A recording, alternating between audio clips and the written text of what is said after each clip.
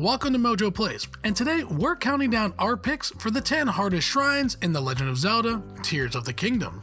Shrines are scattered throughout Hyrule and are meant to test our skills and our minds. Some shrines will challenge our combat abilities, while others will test our problem solving with puzzles.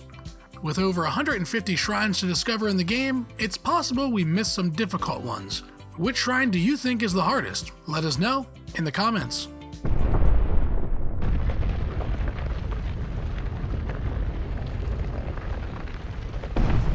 Before we continue, we publish content all week long. Be sure to subscribe to our channel and ring the bell to be notified about our latest videos. A flying device.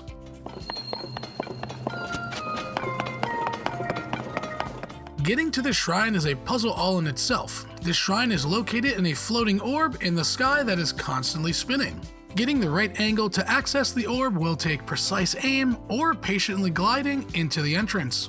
This shrine uses the wing device, and these can be a bit tricky to get the hang of. First thing we need to do is build the best flying device we can. Now we need to make it across the abyss to reach the exit. Keeping the weight and balance on this flying death trap is key, and once you get the perfect balance, you'll easily cross the gap. But if you're anything like me, you'll fail and fail again.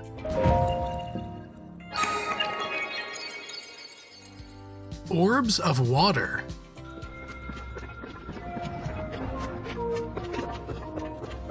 I hope you've invested a bit into boosting your stamina because you'll be swimming in small orbs of water throughout this shrine. It will have you jumping into the orbs and carefully timing your leap out of them to progress. As orbs fall, you'll be using your recall ability while floating in the orb. Now, these puzzles aren't that hard. The toughest part of this shrine lies ahead. The final orb of water will need some assistance to make its way to the exit. Luckily, there is a well-placed block and some stone which we can use to build a ramp. Once we have the ramp built, we'll watch it do a wicked jump just as we dive into the orb.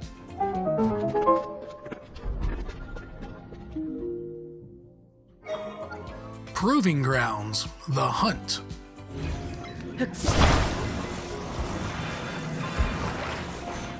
The combat shrines are some of my favorite as they remind me of Evertide Island from Breath of the Wild, due to losing all your gear and making do with what is in the shrine. These proving grounds will not only test your combat skills, but also your building abilities. Scattered throughout the shrine are homing carts. We'll have to build our best BattleBot to take out any constructs guarding the shrine. If you're patient, you could have the first 2 carts do all the work for you, but let's be honest, we're not patient. We'll end up building an army of homing carts, but these carts can also hurt us with spikes, flamethrowers, and lasers, so keep your distance. Once the homing carts take care of the pesky constructs, the door will unlock and we'll make our way out. Courage to Fall.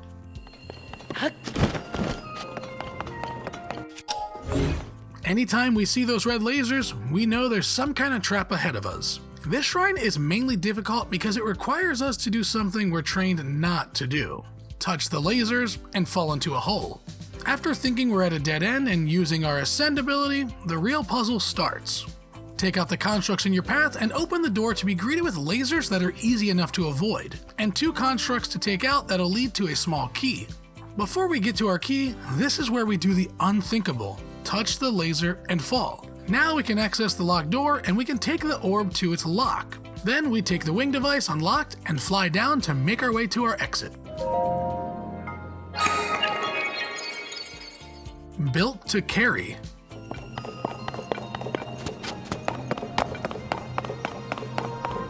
How are we going to get this giant boulder to its lock? Maybe all these well-placed rails will help us.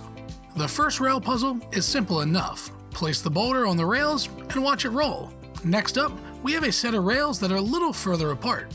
Luckily, there are 2 sticks we can attach to our boulder to assist its descent. Now, the real challenge: 1 rail with tons of building pieces for us to use. Once we make it down the rail using the contraption we've built, we can unlock the door and make our way out of the shrine.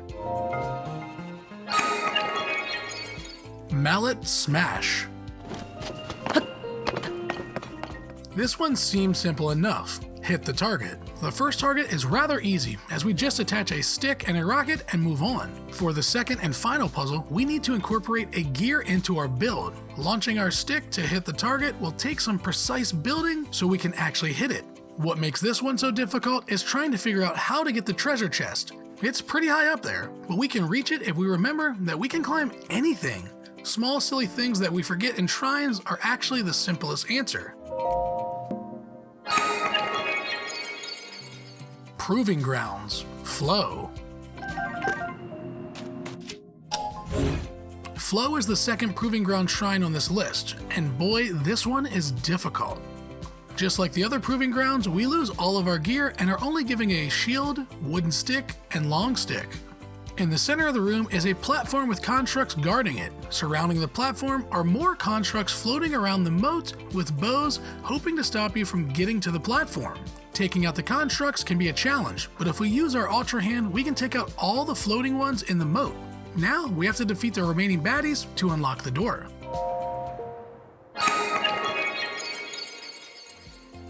Downward Force. This shrine is rather simple, once we figure out how to progress. First, we need to figure out how to open the entrance. Again, this is a simple thing to do, but we often forget the basics when in a shrine. Just shoot the glowing pillar with your bow. Now, we're greeted with an abyss and floating bounce pads. We'll be bouncing from pad to pad while using our downward force to launch us. Above the last pad is a locked door. Now, we have two ways of getting in there. We can shoot the glowing pillar once again, or be a little cheeky and use our ascend ability to bypass the gate and exit the shrine. Raru's Blessing. Now this shrine itself isn't hard. In fact, once you get in, you're granted a treasure chest and then exit. Getting to the shrine is the actual puzzle. The shrine is located in the center of the North Lomi Labyrinth. Making your way through the labyrinth is mind-bending with twists and turns, some leading to dead ends. You could always climb to the top of the labyrinth to have a better view, but finding the shrine will still be difficult. Oh, and I forgot to mention, you'll need some fire arrows as the shrine is blocked by a chunk of ice. A prone pathway. This shrine is one simple yet difficult traditional puzzle. In the center of the room, we see a cube, which is a room all in itself. We'll be flipping the room every which way to open new levels and openings. You could solve this like most of us solve a Rubik's Cube, by flipping all willy-nilly, but there is an actual science to the madness. Once you're able to finally make it to the top, you can run to the exit with a sigh of relief knowing you'll never have to enter that cube again.